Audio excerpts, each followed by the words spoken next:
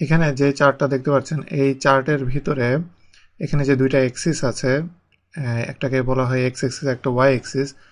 এইখানে অনেক সময় আমরা গ্রাফ এমনি ম্যানুয়ালি পেপারে যখন আমরা গ্রাফ করি, গ্রাফের ভিতরে ছোট ছোট আমরা দাগ দেখতে পারি, যে স্পটগুলো এইখানে দেখতে পাচ্ছেন না, তো এইগুলাকে অ্যাকচুয়ালি বলা হয় হলো যে টিক মার্ক।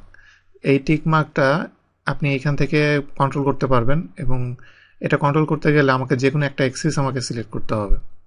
তো আমি এখানে প্রথমে একটা এক্সিস আমি এখান থেকে সিলেক্ট করলাম, করে রাইট বাটন ক্লিক করে format axis.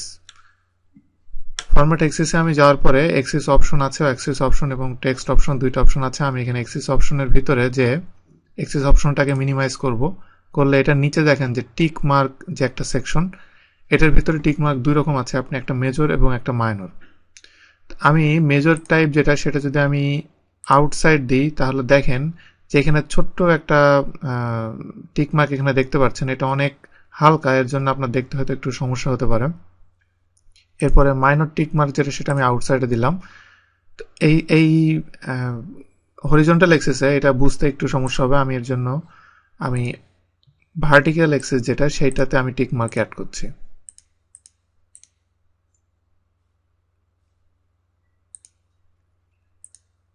Vertical axis selected থাকা অবস্থায় মেজর টাইপ যেটা, সেটা আউটসাইড এবং এটা আউটসাইড দুইটাই দেওয়ার পরে এখানে দেখেন যে এখানে আপনি একটা, এখানে আশা করি ভালো মতো বুঝতে পারছেন, এই যে ছোট ছোট দাগগুলো আপনি দেখতে পাচ্ছেন, এই যে জিনিসগুলো আপনি এই টিকমার্কগুলো আপনি এখান থেকে দিয়ে দিতে পারবেন। এবং এটা কয়েক ধরনের আছে, একটা হচ্ছে আউটসাইড, একটা ইনসাইড। আমি ইনসাইডে দিলে এখান থেকে দেখেন এটা চেঞ্জ হয়ে ইনসাইডে চলে গেল। এবং মাইনরগুলো আমি নাম যদি দিয়ে দিই, এবং মেজর টাইপ আরেকটা আছে ক্রস হলে দুই দিকে সমান থাকবে, এখানে দেখেন যে এটা দুই দিকেই সমান। এটা দিয়ে আমি কেটে দিয়ে আমি বেরোয় গেলে এখানে দেখেন যে এই টিক মার্কগুলো এখানে কিভাবে শো করছে। তো আপনি এক্সেসের ভিতরে এই কন্ট্রোলটা আপনার ভিতরে আপনি রাখতে পারবেন।